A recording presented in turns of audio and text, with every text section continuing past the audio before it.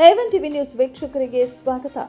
ಚಿಂತಾಮಣಿಗೆ ಮತ್ತೆ ಜೆಕೆ ಅಣ್ಣನ ನಾಯಕತ್ವ ಬೇಕು. ಜನ್ಮದಿನಾಚರಣೆ ವೇಳೆ ಜೆಡಿಎಸ್ ಮುಖಂಡರ ಆಶಯ. ಚಿಂತಾಮಣಿ ನಗರದ ವಿವಿಧ ಕಡೆ ಮಾಜಿ ಶಾಸಕರ ಹುಟ್ಟುಹಬ್ಬ ಆಚರಣೆ.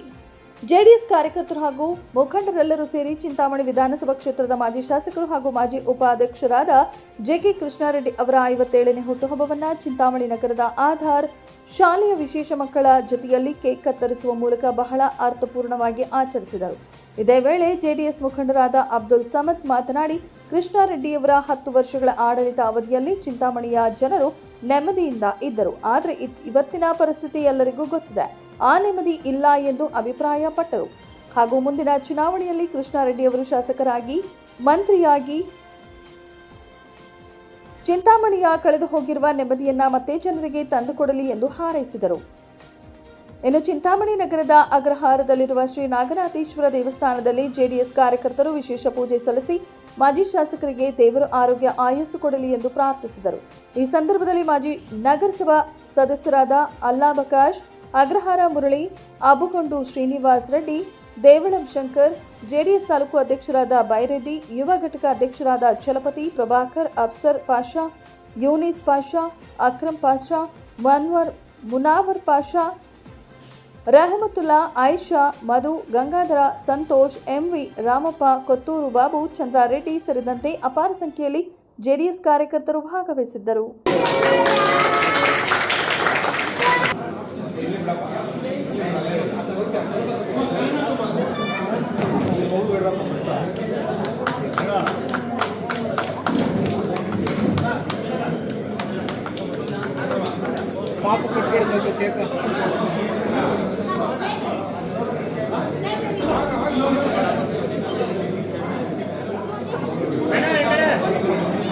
हाथ हलाने छोड़ा नहीं, क्या जी भाई इतना मोटा हाथ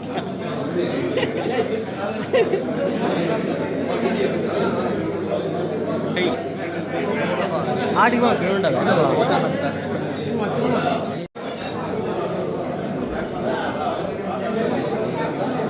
वेरणा ತಿನ್ಸಣ ಜನಕ್ಕೆ ಬೇಡ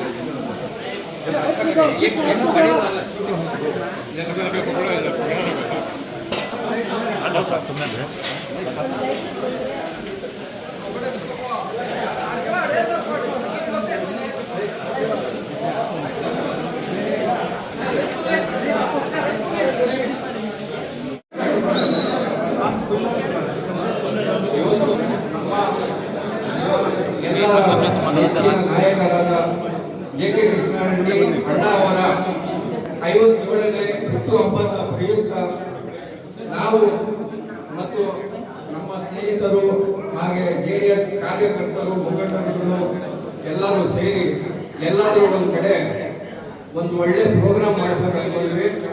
ಆಗ ಎಲ್ಲರ ಅಭಿಪ್ರಾಯದಂತೆ ಇಲ್ಲಿ ಈ ಶಾಲೆಯಲ್ಲಿ ಈ ಮಕ್ಕಳ ಜೊತೆ ನಾವು ಈ ನಮ್ಮ ಅಣ್ಣ ಜೆಕೆ ಕೃಷ್ಣಾರೆಡ್ಡಿ ಅವರ ಹುಟ್ಟುಹಬ್ಬವನ್ನು ಅವ್ರ ಜೊತೆ ಆಚರಿಸಿಕೊಂಡು ಅವ್ರ ಜೊತೆ ಒಂದ್ಸರಿ ಊಟ ಮಾಡೋಣ ಅಂದ್ಬಿಟ್ಟು ನಾವು ನಿರ್ಧಾರ ಮಾಡಿ ಇವತ್ತು ಇಲ್ಲಿ ನಾವೆಲ್ಲರೂ ಉಪಸ್ಥಿತರಿದ್ದೀವಿ. ಹಾಗೂ ನಮ್ಮ ಜನಮೆಚ್ಚಿನ ನಾಯಕ ಜೆಕೆ ಕೃಷ್ಣಾರೆಡ್ಡಿ ಅಣ್ಣನವರು ಅವರ ಇಂದಿನ ಅವಧಿಯಲ್ಲಿ 10 ವರ್ಷ ಅವರು ಆಡಳಿತ ಮಾಡಿದ್ರು. ಯಾರಿಗೂ ನೆಮ್ಮದಿ, ಯಾರಿಗೂ ಒಂದು ನೆಮ್ಮದಿಯನ್ನು ಅವರು ಕೆಡುಕು ಮಾಡಿಲ್ಲ, ಯಾರಿಗೂ ತೊಂದರೆ ಕೊಟ್ಟಿಲ್ಲ. ಎಲ್ಲರಿಗೂ ಅವರು ಒಂದು ಒಳ್ಳೆ ರೀತಿಯಲ್ಲಿ ಆಡಳಿತ ಮಾಡಿ ಎಲ್ಲರ ಜನ ಜೊತೆಗೆ ಅವರಿದ್ರು. ಯಾರ್ದೋ ಒಂದು ಬೀದಿ ಬದಿ ವ್ಯಾಪಾರಸ್ಥರ ಒಂದು ಯಾವುದೋ ಒಂದು ಗಾಡಿಗಾಗ್ಲಿ ಬೀದಿಗೆ ಆಗ್ಲಿ ಅವ್ರಿಗೆ ತೊಂದರೆ ಕೊಟ್ಟಿಲ್ಲ. ಎಲ್ಲರೂ ನೆಮ್ಮದಿಯಿಂದ ಇತ್ತು. ಆದ್ರೆ ಇವತ್ತಿನ ಪರಿಸ್ಥಿತಿ ಎಲ್ಲರಿಗೂ ಗೊತ್ತಿದೆ, ಆ ನೆಮ್ಮದಿ ಇಲ್ಲ. ಏನು ರಾತ್ರಿ ಮಲಗಿದ್ರೆ ಬೆಳಗ್ಗೆ ಏನಾಗಲ್ಲ ಅನ್ನೋ ಜನರಿಗೆ ಆತಂಕ. ಬೆಳಗ್ಗೆ ಆದ್ರೆ ಎಲ್ಲಿ ಬಂದಿರೋ ಮನೆಯದು ಕನೆಕ್ಷನ್ ಕಟ್ ಮಾಡಿಬಿಡ್ತಾರ ಅನ್ನೋ ಆತಂಕ. ನಮ್ಮ ಗೋಡೆಗಳು ಎಲ್ಲಿ ತಪ್ಪಿಡ್ತಾರ ಅನ್ನೋ ಆತಂಕ, ನಮ್ಮ ಮಳಿಗೆಗಳು ಎಲ್ಲಿ ಬಂದು ಖಾಲಿ ಮಾಡಿಬಿಟ್ಟು ತಪ್ಪಿಟ್ಟು ನಮಗೆ ರೋಡ್ ಪಾರ್ ಮಾಡ್ತಾರೆ ಅನ್ನೋ ಒಂದು ಆತಂಕದಿಂದ ಇವತ್ತು ಜನರು ಬದುಕ್ತಾ ಇದ್ದಾರೆ. ಆ ಚಿಂತಾಮಣಿಗೆ ಮತ್ತೆ ನಮ್ಮ JK ಅಣ್ಣರದು ಅವಶ್ಯಕತೆ ಇದೆ. ಎಲ್ಲರಿಗೂ ಅರ್ಥ ಆಗಿದೆ, ತಕ್ಕ ಸಂದರ್ಭ ಬರುತ್ತೆ. ಆಗ ಜನರು ಮತ್ತೆ ಇವರಿಗೆ ಆಯ್ಕೆ ಮಾಡಿಕೊಂಡು ಬರ್ತಾರೆ. ಮತ್ತೆ ಜನರು ನೆಮ್ಮದಿಯನ್ನು ಒಂದು ಇದು ಜೀವನದಲ್ಲಿ ಒಂದು ನಂದಿ ಬೇಕು ಅಂದ್ಬಿಟ್ಟು ಜನರು ಮತ್ತೆ ಕೋರ್ತಾ ಇದ್ದಾರೆ. ನಾನು ದೇವರಲ್ಲಿ ಅಲ್ಲವನ್ನಾದ್ರೂ ನಾನು ಬೇಡ್ಕೊಳ್ತೀನಿ, ಮತ್ತೆ ಬರುವ ಮುಂದಿನ ಎಲೆಕ್ಷನ್ ಅಲ್ಲಿ ನಮ್ಮ JK ಅಣ್ಣವರು ಶಾಸಕರಾಗಿ ಮಂತ್ರಿಯಾಗಿ ನಮ್ಮ ಚಿಂತಾಮಣಿಯ ಒಟ್ಟೋಗಿರೋ ನೆಮ್ಮದಿಯನ್ನ ಮತ್ತೆ ನಮಗೆ ತಂದುಕೊಡ್ತಾರೆ ಅಂದ್ಬಿಟ್ಟು ನಾನು ಈ ಸಂದರ್ಭದಲ್ಲಿ ನಾನು ಬಯಸ್ತಾ ಇದ್ದೀನಿ.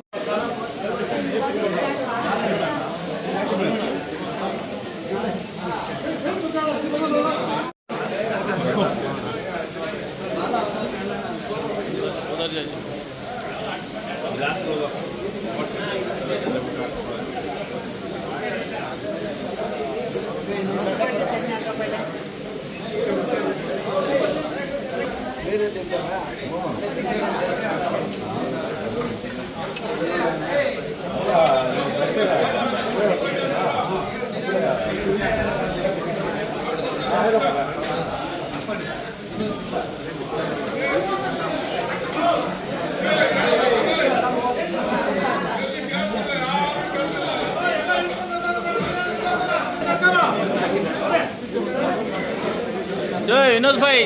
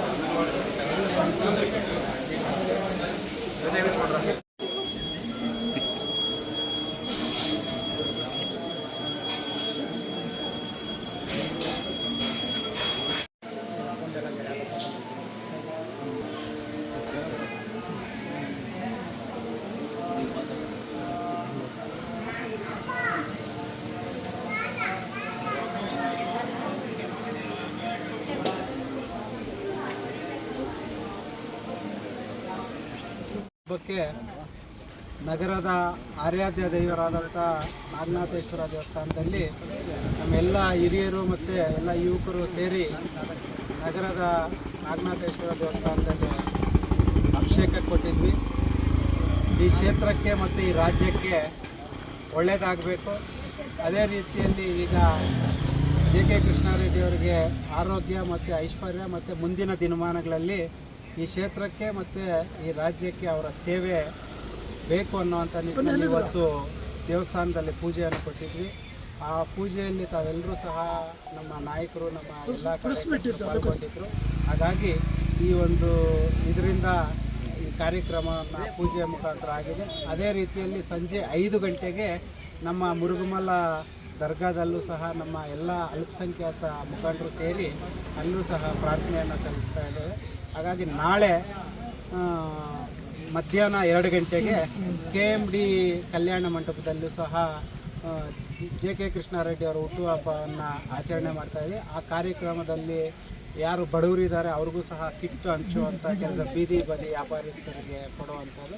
ಹಾಗಾಗಿ ಈ ನಗರದಲ್ಲಿ ರಾತ್ರಿಗೂ ಸಹ ಮತ್ತು ಗ್ರಾಮಾಂತರದಲ್ಲೂ ಸಹ ಹಲವಾರು ಕಡೆ ನಮ್ಮ JK ಕೃಷ್ಣಾರೆಡ್ಡಿ ಅವರ ಹುಟ್ಟುಹಬ್ಬವನ್ನು ಆಚರಣೆ ಮಾಡ್ಕೊತಾ ಇದೆ. ಎಲ್ಲರದೂ ಆಸೆ ಒಂದೇ, ಈ ಕ್ಷೇತ್ರಕ್ಕೆ ಮತ್ತು ಈ ರಾಜ್ಯಕ್ಕೆ JK ಕೃಷ್ಣಾರೆಡ್ಡಿ ಅವರ ಸೇವೆ ಅಗತ್ಯವಾಗಿದೆ. ಅವ್ರಿಗೆ ಒಳ್ಳೆಯದಾಗಲಿ ಮತ್ತು ಆ ದೇವರು ಅವ್ರಿಗೆ ಎಲ್ಲ ರೀತಿಯಲ್ಲೂ ಆಶೀರ್ವಾದ ಮಾಡಲಿ ಅಂತ ನಾವು ಇವತ್ತು 28 ಚುನಾವಣೆ ಮತ್ತೆ ಗೆದ್ದು ಬರಲಿ.